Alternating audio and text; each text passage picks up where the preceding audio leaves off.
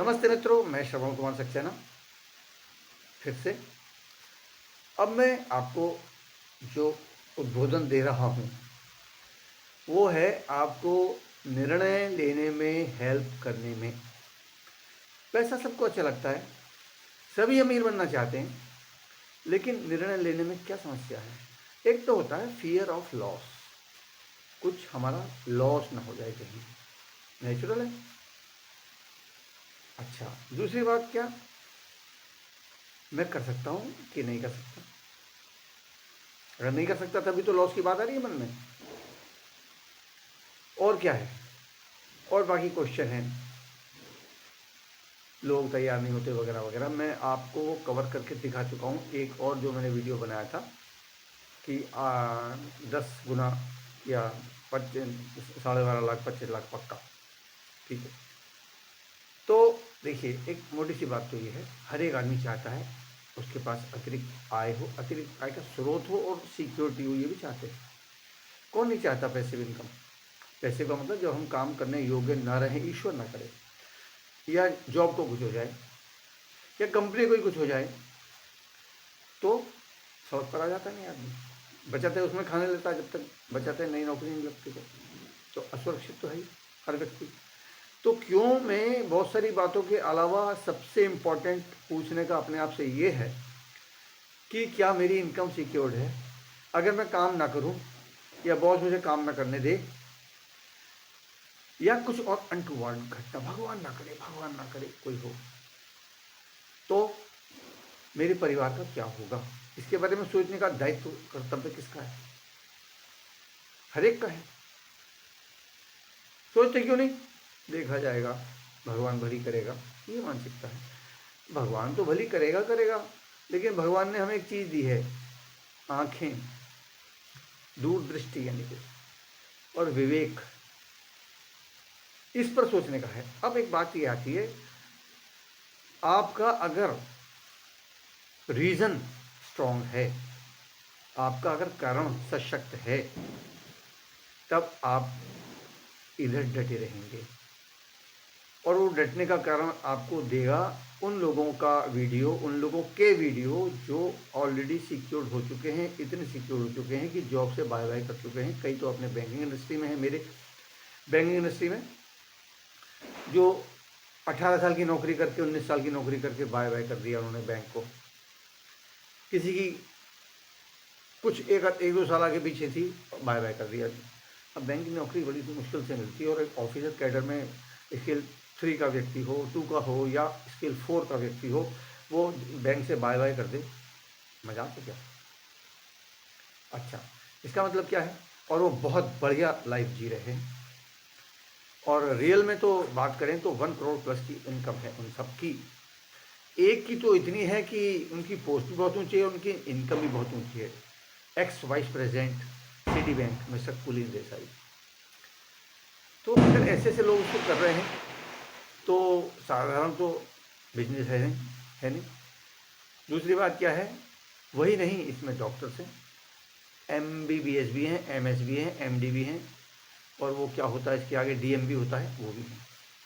तो ये highly educated लोग अगर इस बिजनेस में इन्वॉल्व हैं और काम कर रहे हैं, तो ऐसा वैसा कुछ नहीं हो सकता है जिसको लोग कुछ भी कह देते हैं। रास्ता चलते लोग या हमारे अड़ोस पड़ोस के दाएं बाएं के लोग, जो जिनको जो है हर समय लोन की ज़रूरत पड़ती रहती है, तो हमें किसकी सोचना चाहिए? ये तो ये बात हो गई तार्किक। दूसरी बात क्या है, इस बिजनेस में जो ये लोग भी हैं जो मैंने आपको जिक्र किया, हाईली एजुकेटेड, PCS IAS, और ऐसे भी हैं जो 8वां फेल है।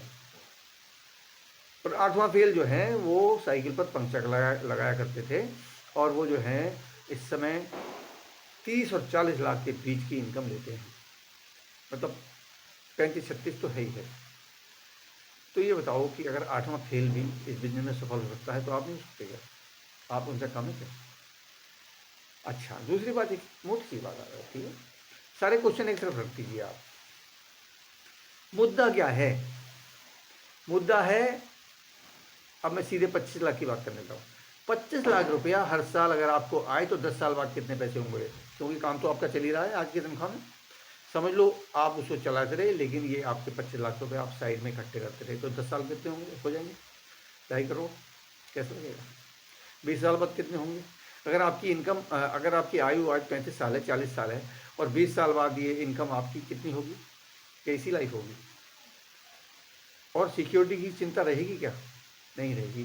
दूसरे, इस बिजनेस में क्या है, जनरेशन टू जनरेशन इनकम। तीसरी जनरेशन को इनकम आज आ रही है। क्या आपके पास कोई विकल्प है ऐसा? सरकारी नौकरी के पीछे भागे फिरते हैं लोग। आजकल तो सरकारी नौकरी में पेंशन भी नहीं है, क्या सिक्योरिटी है?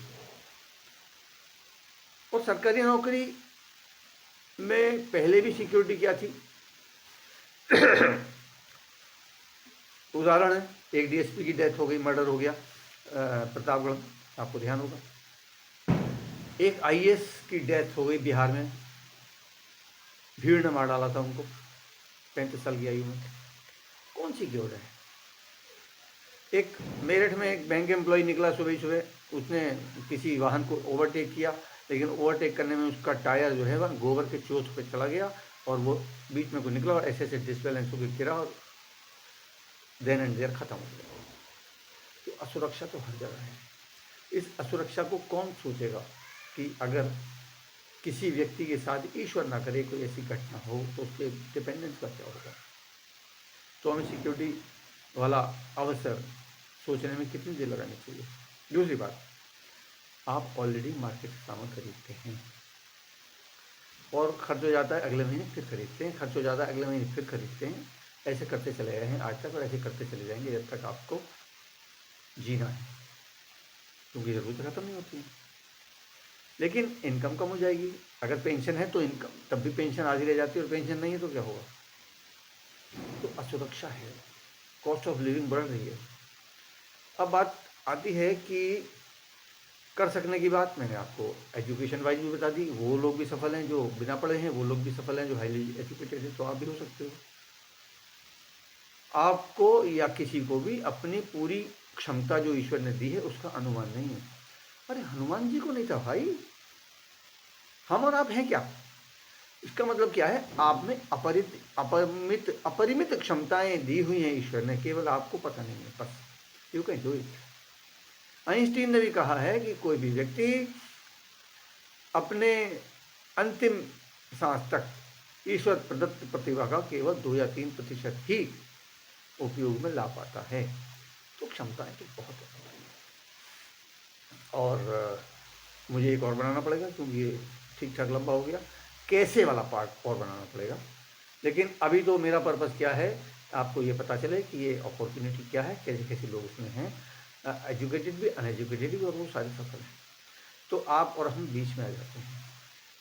अगर ये ऊपर वाले भी कर सकते हैं और नीचे वाले भी कर सकते हैं, तो हम तो बीच में आ गए, हम तो कर ही सकते हैं। ठीक है। और मैं कैसे कैसे वाला पार्ट और थोड़ा सा बताऊंगा अगले दिन में।